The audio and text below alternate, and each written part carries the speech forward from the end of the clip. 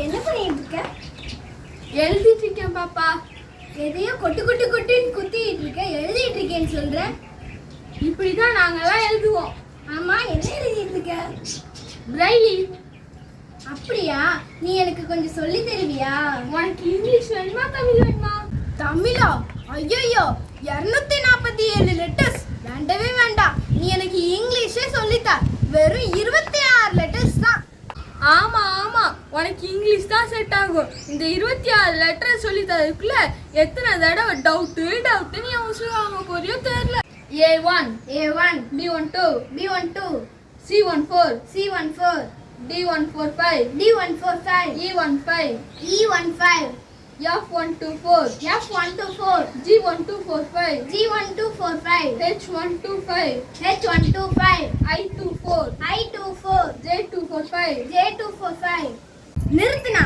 இத கேட்டு அழுத்துறோம் போல இருக்கு. ஆனா உனக்கு 3 ஜாஸ்தினா நல்லா மக்கப் பண்ணி சொல்ற. என்ன மக்கப் பண்ணனா?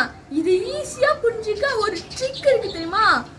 ஏல இருந்து J வரைக்கும் மூணாம் புள்ளி சேர்த்தனா கேல இருந்து T வரைக்கும் கிடைக்கும். அதே கேல இருந்து O வரைக்கும் ஆறாம் புள்ளி சேர்த்தன்னு வை, உனக்கு Uல இருந்து Z வரைக்கும் கிடைக்கும். இன்னொன்னு தெரியுமா?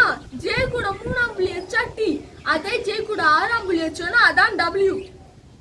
A13 L123 M134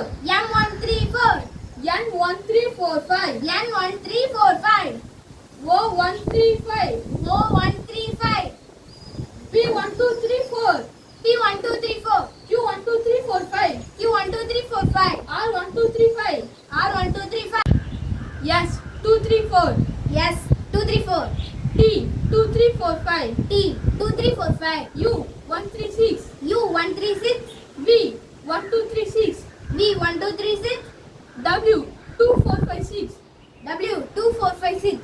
X1346 Y13456 Z1356 A கூட மூணாம் புள்ளி சேர்த்தா K, B கூட மூணாம் புள்ளி சேர்த்தா L, C கூட மூணாம் புள்ளி சேர்த்தா M, D, N, E, O, F, P, G, Q, H, R, I, S, J, T, J கூட ஆறாம் புள்ளி சேர்த்தா U, L கூட ஆறாம் புள்ளி சேர்த்தா V, J கூட ஆறாம் புள்ளி சேர்த்தா W, M கூட ஆறாம் புள்ளி சேர்த்தா X, N கூட ஆறாம் புள்ளி சேர்த்தா Y, O கூட ஆறாம் புள்ளி சேர்த்தா Z.